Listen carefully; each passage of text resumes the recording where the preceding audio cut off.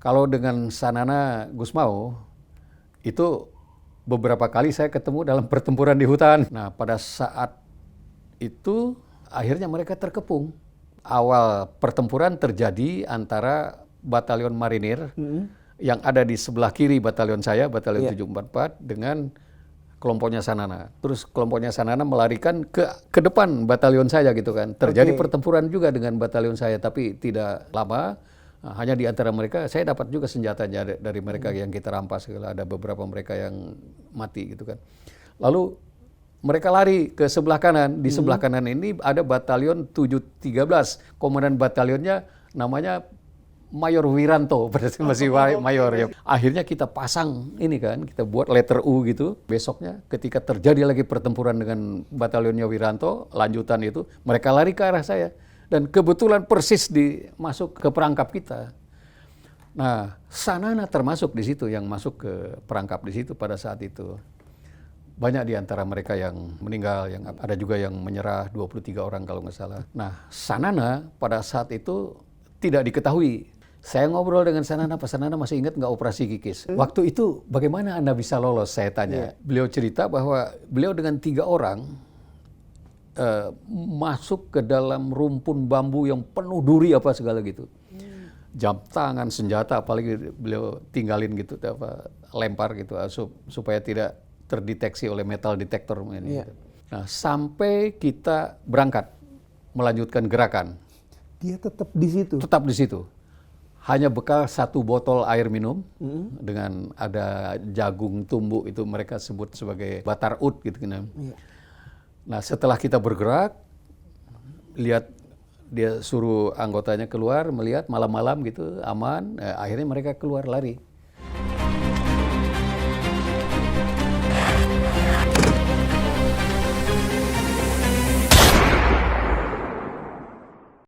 Halo sahabat kompas.com, selamat datang di Brigade Podcast. Narasumber kita pada episode kali ini adalah seorang purnawirawan militer yang sudah kenyang dengan pertempuran. Tetapi saat ini beliau memilih untuk menepi menjadi penulis sekaligus pendidik. Beliau menyimpan banyak kisah patriotik, humanis, serta mungkin sedikit politis ketika Timor Leste itu masih berada dalam pangkuan NKRI. Selamat siang, Bapak Letjen TNI Purnawirawan Kiki Syahnakri. Selamat siang. Apa kabar Bapak? Baik, baik, alhamdulillah. Alhamdulillah baik. Sekarang lagi sibuk apa nih Pak Kiki? Kalau yang rutin, ya saya kan masih preskom di Bank Artagraha ini. Terus saya juga aktif di beberapa organisasi purnawirawan, PPAD, Persatuan Purnawirawan TNI Angkatan Darat, Forum Komunikasi Purnawirawan TNI Polri. Saya juga punya perguruan tinggi di Kerawang gitu kan, punya university. Saya juga aktif di PKBSI. PKBSI ini Perhimpunan Kebun Binatang dan Konservasi seluruh Indonesia gitu, yang ngurus binatang.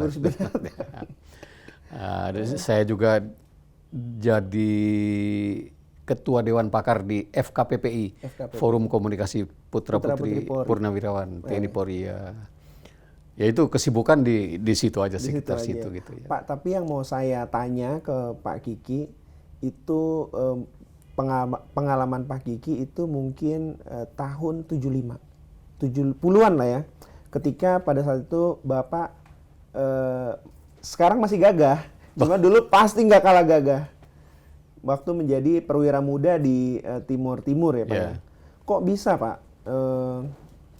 seorang putra Karawang itu bertugas atau berdinas di Timur Pak? Oh iya. Ya.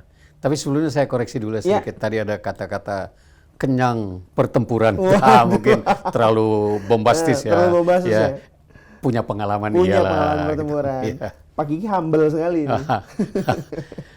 Nah begini, ketika lulus dari Akademi Militer, Akabri pada saat itu tahun 1971, Desember 1971, saya ditugaskan pertama itu ke Kodam 9 Udayana. Dulu Kodam 16 ya, Udayana. Nah, di Kodam Udayana, setelah lapor di Kodam, saya ditempatkan di Batalion 743. Nah, awalnya ditempatkan di Kompi A, Batalion 743 yang lokasinya di Waingapu, Pulau Sumba. Iya. Lalu dari situ saya dipindah ke Atambua, Oke. ke perbatasan dengan Timur-Timur. Iya.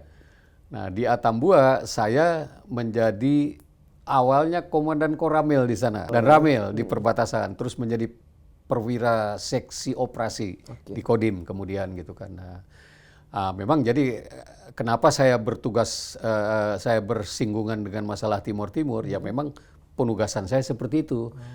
Kebetulan ketika itu saya pindah ke Atambua itu tahun 74 akhir lah. Oke. Nah, di Timor Leste itu sedang ada dinamika politik Oke. ketika itu. Menyusul politik dekolonisasi Portugal, di Timor Portugis pada saat itu berdiri 3 partai itu. Yang pertama adalah UDT, yang União Democrática de Timorense, yang orientasinya adalah merdeka tapi masih berafiliasi ke Portugal. Portugis, oke. Yang kedua Fretilin, itu merdeka 100%. Dan ketiga Apodeti, yang orientasinya integrasi dengan Indonesia. Oke. Nah, ketika tahun 75 Timor Portugis itu akan menjalankan politik dekolonisasi, lalu ada pemilu di antara 3 parpol itu siapa yang akan menjadi pemenang nantinya. Dalam kontestasi seperti ini kan memerlukan kematangan sebenarnya. Betul. Kematangan publik, kematangan para pemilih nanti. Nah, Timor yang selama 500 tahun dijajah itu sama sekali tidak punya pengalaman untuk itu. Oke. Orang yang terdidik masih sangat minim. Hanya ada 3 sarjana ketika itu setelah 500 tahun dijajah itu. Dan itu pun 3-3-nya bukan orang asli Timor. Itu adalah Indo, seperti Mario Carescalau, itu yang gubernur itu adalah salah satu sarjana pertanian dia. Dalam kondisi seperti itu, lalu disuruh terjun bebas dalam kontestasi politik, ya pasti dong tergagap-gagap dan konflik yang risikonya, dan itu terjadi. Nah, konflik itu antara 2 parpol besar. Yang pertama adalah UDT karena terbesar dari massa. Yang kedua Fretilin. Fretilin itu karena ketika itu sebagian besar Tropas itu tentara putra daerah sana, itu ikut dengan Fretilin. Oke. Nah, jadi karena saya lupa ya bulannya, kalau nggak salah Agustus, sudah 75. UDT memproklamasikan bahwa dia menguasai Timor Leste merdeka gitu kan. Lalu beberapa orang Fretilin, Apodeti ditangkepin oleh UDT. Nah, Fretilin ya punya senjata banyak, dia tidak terima dong, dia kembali menyerang balik. Nah, maka terjadilah perang saudara. Nah, karena UDT itu kalah dari segi persenjataan, dan mereka terdesak, kalah, untuk keamanannya mereka lari pasti ke dekat perbatasan Indonesia kan, untuk bisa menghindari kalau lari ke timur dia bisa habis gitu. Nah, sehingga terjadilah pertempuran sengit pada saat itu 14 September tahun 75 di perbatasan. Oke. Antara UDT dengan Fretilin. Nah, di mana di situ ada seorang Kiki Syahnakri sedang bertugas. Saya sebagai komandan Koramil di perbatasan. Nah, karena di perbatasan UDT itu hanya memang masih bertahan, Pak Lopez de Cruz itu di daerah mereka, tapi paling-paling 5-10 meter lah dari perbatasan itu kan. Sehingga banyak peluru-peluru dari pasukan Fretilin yang lewat ke wilayah Indonesia, juga mortirnya. Mereka punya mortir pada saat itu. Ada penduduk setempat yang terluka, ada pengungsi juga waktu itu kan, banyak pengungsi yang terluka, ada bahkan meninggal gitu kan di apa. Dalam kondisi seperti itu, dan ini rakyat kita sendiri ada yang terluka gitu kan, nggak bisa dong kita diam aja gitu kan. Nah, akhirnya saya nggak punya pasukan, tapi akhirnya saya ketemu Pak Lopez de Cruz pada saat itu, saya membantu Pak Lopez mau gitu kan saya membantu menata karena mereka kan bukan tentara gitu kan. Nah, Pak Lopeznya tentara tapi pasukannya bukan tentara gitu kan. Saya ikut membantu menata pasukan mereka. Maka di buku itu saya sampaikan bahwa terseret pertempuran orang lain gitu kan. Bukan pertempurannya TNI sebenarnya. Ini sahabat Kompas.com harus tahu dulu nih Pak, bahwa buku yang Bapak maksud adalah buku ini Pak ya? Ya, betul. Hingga salvo terakhir. Hingga salvo terakhir. Nah, di sini diceritakan tentang Bapak terseret pertempuran perang saudara di sana. Iya, betul. Mau tidak mau karena terjadi di perbatasan, ada rakyat kita yang terluka, dan ada kemungkinan kalau pasukannya Pak Lopez masuk ke wilayah Indonesia, mereka mengejar ke wilayah Indonesia, ada kemungkinan juga seperti itu kan. Maka saya mau tidak mau harus terlibat. Gitu. Yang saya khawatirkan, UDT jebol pertahanannya di situ dan Fretilin masuk ke wilayah Indonesia, itu pasti berhadapan dengan kita. Maka saya bantu UDT menata pasukannya agar mereka tidak bisa menjebol gitu kan pertahanannya UDT pada saat itu di situ. Artinya itu ada kepentingan NKRI-nya ada Pak, kepentingan di situ, kita, ya kita nggak mau wilayah kita terus kemudian diinjak-injak oleh mereka gitu kan. Betul. Oke, Pak, kenapa Fretilin dalam ulasan Bapak yang pertama tadi dari sisi politik kekuatan UDT itu mungkin lebih besar. Tetapi kenapa Fretilin dari segi militer lebih mendominasi, Pak? Karena sebagian besar Tropas itu adalah tentara putra daerah Timor, tentara Portugis putra daerah Timur. Dengan berikut senjatanya, persenjataan segala itu ikut dengan Fretilin, bergabung dengan Fretilin. Jadi otomatis Fretilin lebih kuat secara militer gitu kan. Nah, kalau ditanya lagi kenapa mereka akhirnya bergabung dengan Fretilin? Karena rezim yang ada di Portugal pada saat itu, setelah Revolusi Bunga, yang dipimpin oleh Jenderal Spinola, kemudian Spinola dikudeta lagi oleh perwira-perwira muda yang berhaluan kiri pada saat itu. Komunis lah kita sebut. Sehingga tentara-tentara di Portugis pun dipengaruhi oleh kondisi politik yang pada saat itu sedang terjadi di Portugal. Jadi memang pengaruh komunis di tahun 70-an itu masih kuat ya Pak ya, pada saat itu ya Pak ya? Betul, kan ketika itu Amerika baru kalah lagi kan dari Vietnam. Vietnam menjadi komunis gitu kan, masih cukup kuat lah mereka gitu kan. Pasca Bapak terseret pertempuran perang saudara itu, situasinya itu seperti apa Pak? Setelah itu, Fretilin seperti yang saya ceritakan di situ ya. Saya kebetulan kemudian mendapat perkuatan 1 peleton infanteri gitu kan. Dalam 1 peleton infanteri itu ada mortir 5. Nah, saya pakai mortir 5-nya itu untuk menembak juga ke arah pasukan Fretilin. Perkiraan saya, Fretilin tahu bahwa UDT tidak punya mortir. Jadi ketika dapat tembakan mortir, ini sudah berhadapan dengan TNI, sehingga dia mundur. Setelah itu dia mundur dan tidak pernah kembali lagi menyerang UDT di perbatasan. Sampai UDT pada akhirnya mengubah haluan politiknya bersama-sama Apodeti. Ada partai kecil kota dan Trabalista. Itu membuat deklarasi yang namanya Deklarasi Balibo.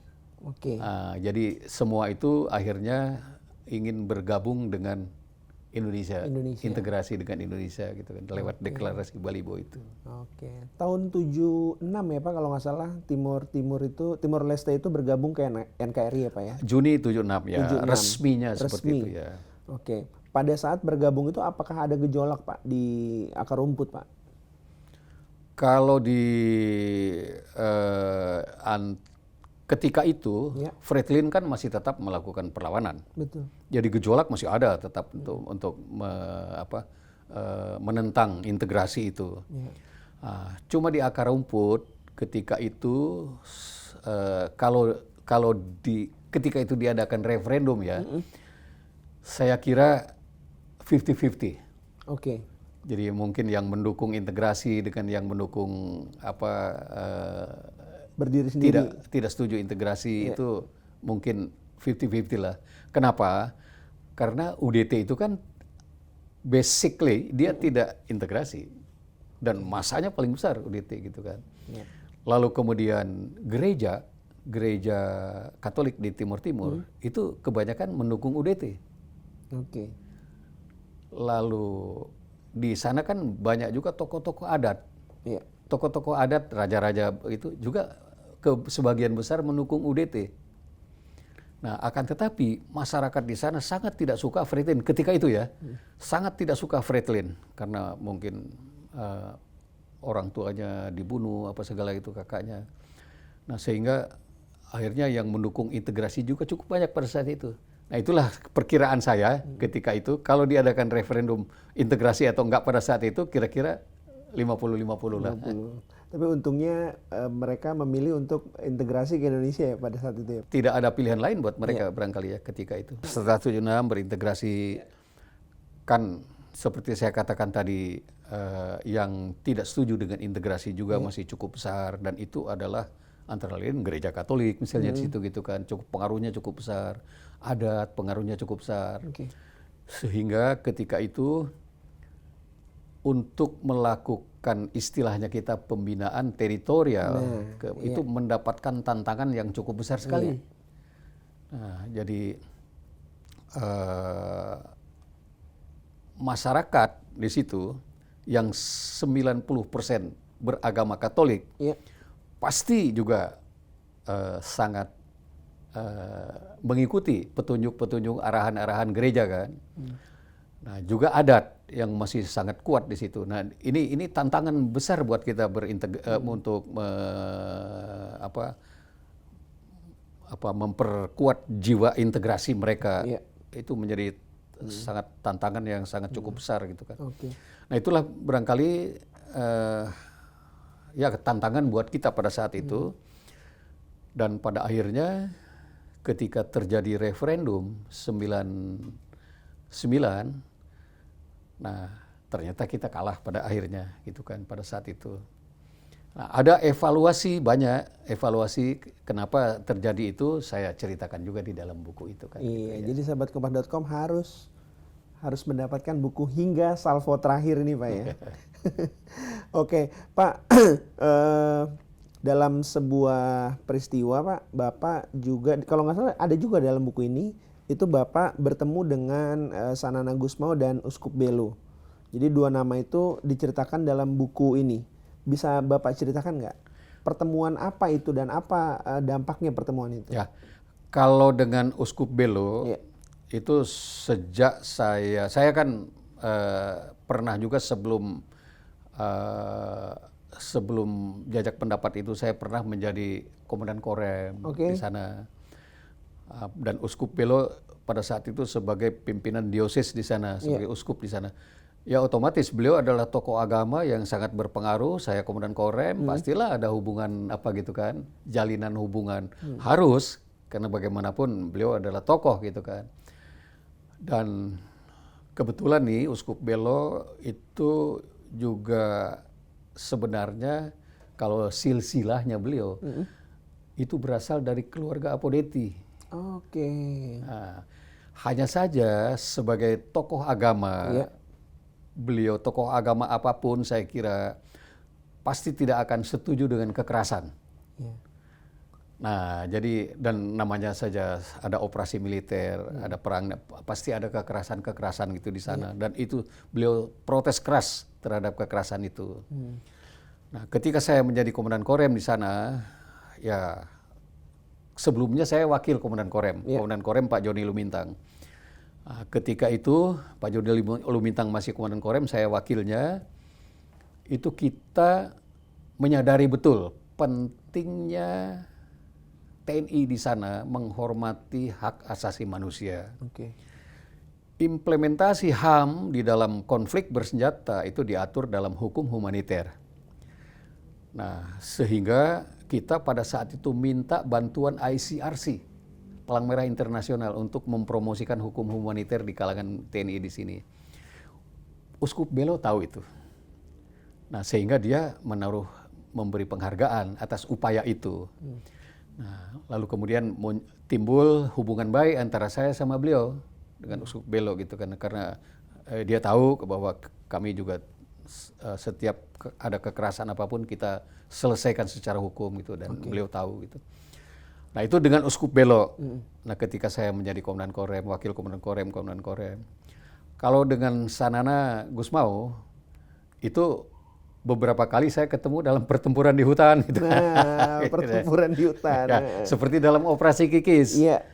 Nah, itu kita berhadapan, tapi berhadapan bukan sebagai teman, tapi sebagai yang berlawanan. Ini konflik lah gitu kan, konflik bersenjata. Tapi setelah kemudian hari, setelah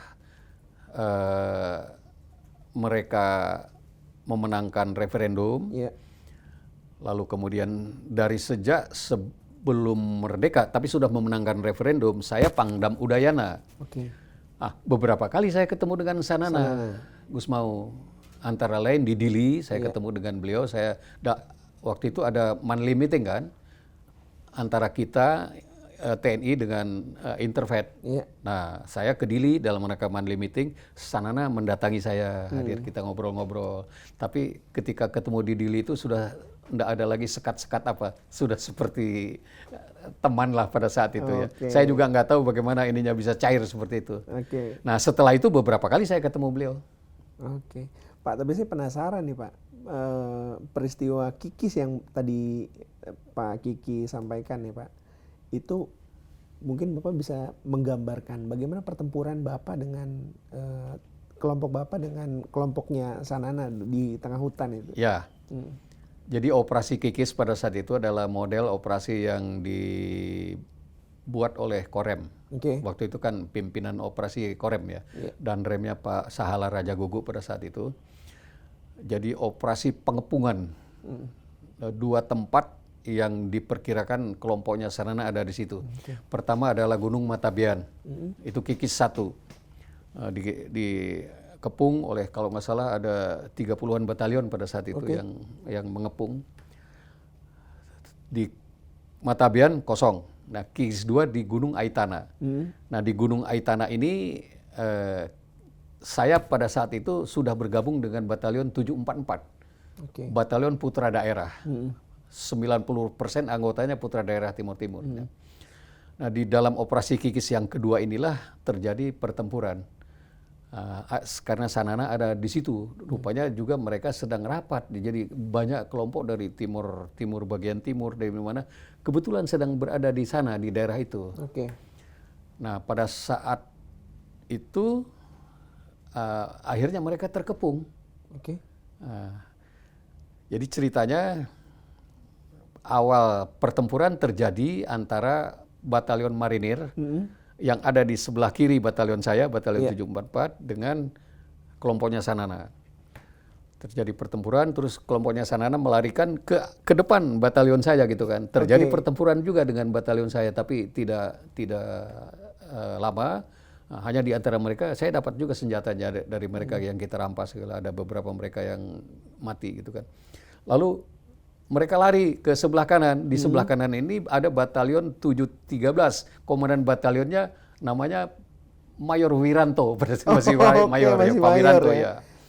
Nah, lalu ketika sore hari kita mengadakan meeting, rapat gitu kan, memperkirakan besok mereka akan lari kemana.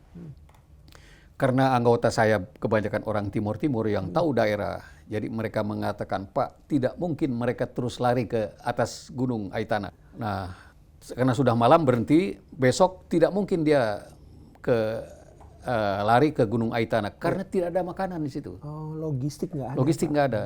Jadi dia pasti balik lagi ke arah kita. Itu perkiraannya anak-anak timur, anak buah saya, orang-orang timur itu. Akhirnya kita pasang ini kan, kita buat letter U gitu. Nah, dan betul besoknya ketika terjadi lagi pertempuran dengan batalionnya Wiranto, lanjutan itu, mereka lari ke arah saya. Dan kebetulan persis masuk ke perangkap kita. Nah, Sanana termasuk di situ, yang masuk ke perangkap di situ pada saat itu. banyak di antara mereka yang Gugur ya. yang meninggal, yang apa, ada juga yang menyerah, 23 orang kalau nggak salah. Oke. Nah, Sanana pada saat itu tidak diketahui. Nah, tapi perkiraan kita dia pasti belum ada lah di antara yang meninggal itu, belum ada. Iya. Nah, lalu kemudian setelah 3 hari di situ kita melanjutkan gerakan. Terus kemudian Sanana akhirnya lolos, dinyatakan lolos, tidak dapat di situ gitu kan. Nah, ketika saya ketemu yang saya cerita tadi di Dili, pertama kali saya ketemu di Dili Sudah dalam keadaan damai. Sudah dalam keadaan damai. Saya ngobrol dengan Sanana, Pak Sanana masih ingat nggak operasi kikis? Beliau tuh sampai begini, aduh. Nah, waktu itu bagaimana Anda bisa lolos? Saya tanya. Jadi Sanana cerita, saya ceritakan ini dalam buku Timur Timur Untold Story itu. Nah, beliau cerita bahwa beliau dengan 3 orang masuk ke dalam rumpun bambu yang penuh duri apa segala gitu. Jam tangan, senjata, apalagi beliau tinggalin gitu, lempar gitu supaya tidak terdeteksi oleh metal detektor ini. Gitu. Jadi 3 orang itu, 2 orang katanya Sanana dengan 1 orang di satu rumpun, yang satu di satu rumpun sebelahnya gitu kan. Nah, sampai kita berangkat melanjutkan gerakan. Dia tetap di situ. Tetap di situ. Hanya bekal 1 botol air minum dengan ada jagung tumbuk, itu mereka sebut sebagai itu mereka bilang batar ud gitu kan. Nah, setelah kita bergerak, lihat dia suruh anggotanya keluar melihat malam-malam gitu aman, akhirnya mereka keluar lari. Nah, tapi perkiraan kita lolos itu lari ke selatan pada saat itu. Sanana itu ke arah namanya tempat Barike. Rupanya Pak Sanana bilang dia lari ke utara, justru sembunyi di pinggir pantai di utara. Oh gitu. Pinggir pantai di Lalea. Lalea itu kampung halamannya beliau. Oh. Nah, beliau sembunyi sampai 6 bulan di pantai itu katanya di situ. Dia ceritanya Pak Sanana. Jadi ya cerita sangat terbuka pada saat itu. Iya. Tentunya sahabat kompas.com yang mau tahu cerita lebih lengkapnya lagi bisa langsung mendapatkan buku ini ya Pak ya. Timur-Timur The Untold Story ya Pak ya. Iya. Di situ lengkap sekali. Oke. Nah Pak, pertanyaan saya lagi adalah gini. Tadi Bapak sempat singgung soal menjaga teritorial ya Pak ya. Bagaimana seorang waktu itu perwira muda ya Pak, itu turut membantu menjaga teritori pasca Timur-Timur itu bergabung ke NKRI. Apa strateginya itu Pak, supaya buat membina Bapak bilang tadi, kelompok-kelompok yang ada di sana? Ya, itu kan mereka melakukan perlawanan secara gerilya ya, Franklin maksudnya. Gerilya ya. Secara gerilya. Prinsip perang gerilya itu adalah perang memperebutkan hati rakyat.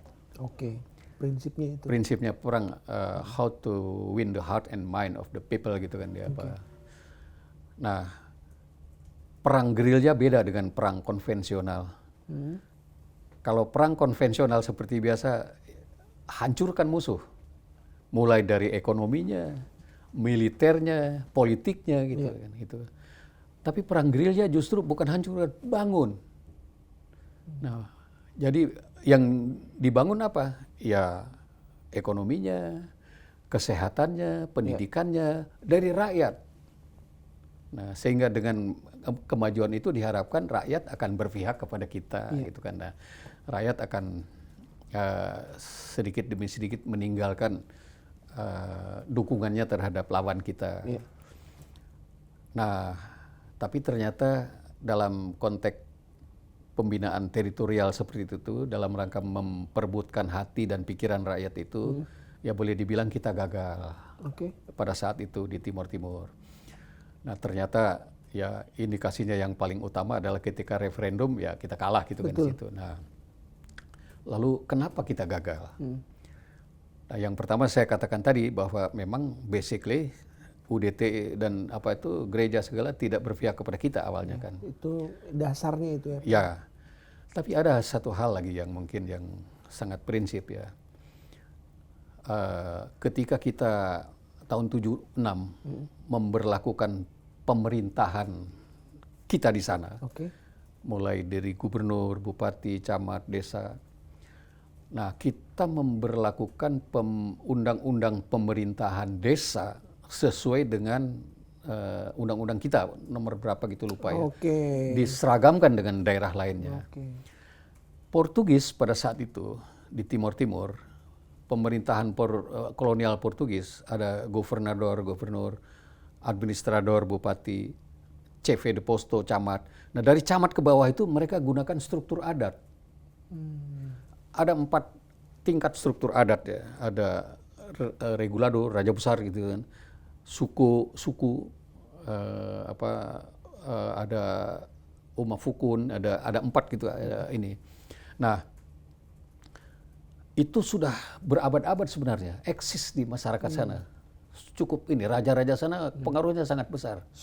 Kultural ya Pak ya? Kultural. Nah, ketika kita memberlakukan pemerintahan desa, struktur adat ini kan menjadi tidak berfungsi. Oke. Padahal raja-raja itu sangat berpengaruh di situ dan dia timbul ketidakpuasan. Oke. Ketidakpuasan akhirnya secara diam-diam menjadi lawan kita kan gitu kan. Ada juga di antara mereka akhirnya yang tidak betah lari ke Portugis, tapi ada yang tinggal di sana diam-diam juga membantu musuh kita. Itu sebabnya kita tidak bisa akhirnya kalah dalam memperebutkan hati dan pikiran rakyat itu. Nah, dalam buku Hingga Salvo Terakhir, Bapak juga sempat menceritakan tentang Wanra, Ya, perlawanan rakyat. Nah, ini periode waktunya kapan dan apa yang terjadi pada saat itu, Pak? Wanra itu sebenarnya kan sistem kita, sistem pertahanan kita. Oke. Memang yang berlaku di mana-mana, termasuk di Timur Timur pada saat itu. Perlawanan rakyat itu dibina oleh TNI, keamanan rakyat Kamra itu dibina oleh polisi biasanya. Nah, di Timur Timur itu ada beberapa kompi Wanra. Wanra ini fungsinya sebenarnya adalah keamanan lingkungan internal, Oke. keamanan masyarakat setempat gitu kan. Nah, seperti misalnya di Kabupaten VKK waktu itu ada namanya Kompi Wanra Makikit. Ya itu untuk pengamanan setempat aja, keamanan swakarsa lah gitu kan. Oke. Nah, ada beberapa Wanra yang dibentuk di Timur Timur seperti tadi itu Makikit, ada juga di Kompi Alpha itu di Los Palos, ada juga di Maliana sebelumnya itu ada Kompi Halilintar gitu kan. Nah, itu kompi-kompi Wanra dalam rangka pengamanan lingkungan. Itu memang sistem kita. Iya. Kalau dulu sebelum Wanra itu disebut OKD, organisasi keamanan desa. Oke. Ketika DITII di Jawa Barat, Jawa Barat, iya. itu setiap desa ada OKD gitu untuk keamanan lingkungan itu. Oke. Bersenjata juga. Sekarang mungkin orang memahaminya Siskamling gitu Pak ya? Atau Ya, sederhananya gitu ya? Betul, Siskamling cuma dia dipersenjatai. persenjatai. Ya, Ya. benar. Pak, ada satu peristiwa itu Bapak berbeda pendapat dengan Pak Prabowo. Nah, itu pada momentum kapan dan kenapa Bapak berbeda?